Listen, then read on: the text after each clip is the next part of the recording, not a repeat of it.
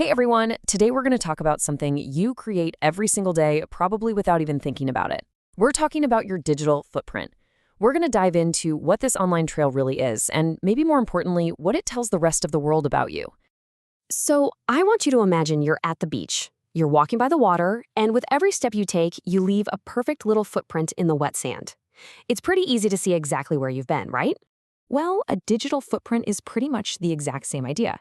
It's the trail of information you leave behind you every single time you go online. It's your own personal path across the entire internet. And you'd be surprised how easily this trail gets made. I mean, just searching for a new game? That's a footprint. Watching a YouTube video? That's another one. Liking a friend's photo? Posting a comment? You see where this is going.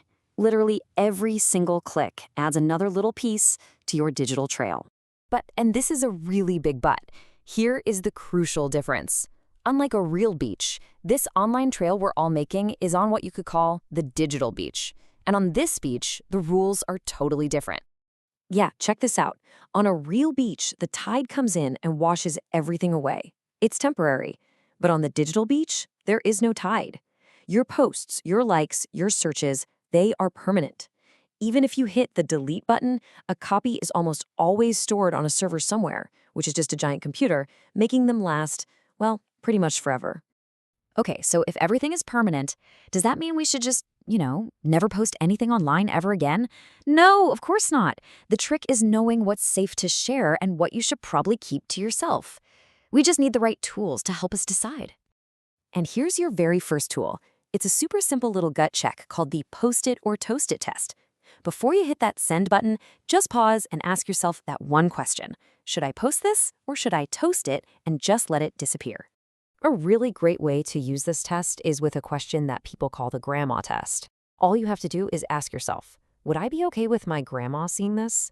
If you hesitate for even a split second, you probably have your answer. Don't post it. This leads us to our next big tool, knowing the difference between what's personal and what's private. It's easy. Just think about it like this. You want to be a Mizzle the mouse, not an Electra the elephant. Mizzle shares personal stuff. Like her favorite color or that she loves cheese. That's totally fine. But Electra shares private info, like her home address or her passwords, and that is a huge no-no. And hey, let's be real for a second. We've all had those moments where we get a little carried away online. This quote just sums it up perfectly. Me pretending my digital footprint isn't messy after I commented, "You are a bot," on my friend's profile 50 times. It's a funny way to remember that our actions online, even the silly ones, they really do stick around. So, to help us avoid making a messy footprint, here's another awesome tool for your toolkit. You can think of this as a powerful filter that's built right into your brain. It's called the Think rule. It's simple. Before you post, just run it through these 5 quick questions. Is it true? Is it helpful? Is it inspiring? Is it necessary? And finally, and this one is the most important one of all, is it kind? If what you're about to post or say fails that last one, that is a major red flag. So, I know what you might be thinking.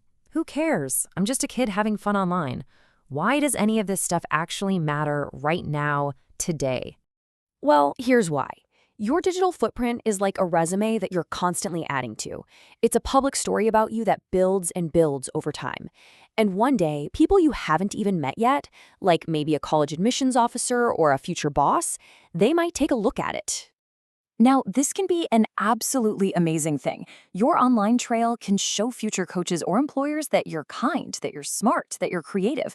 It can prove that you're awesome. Or it can leave behind a trail of what you could call stinky footprints. And nobody wants that.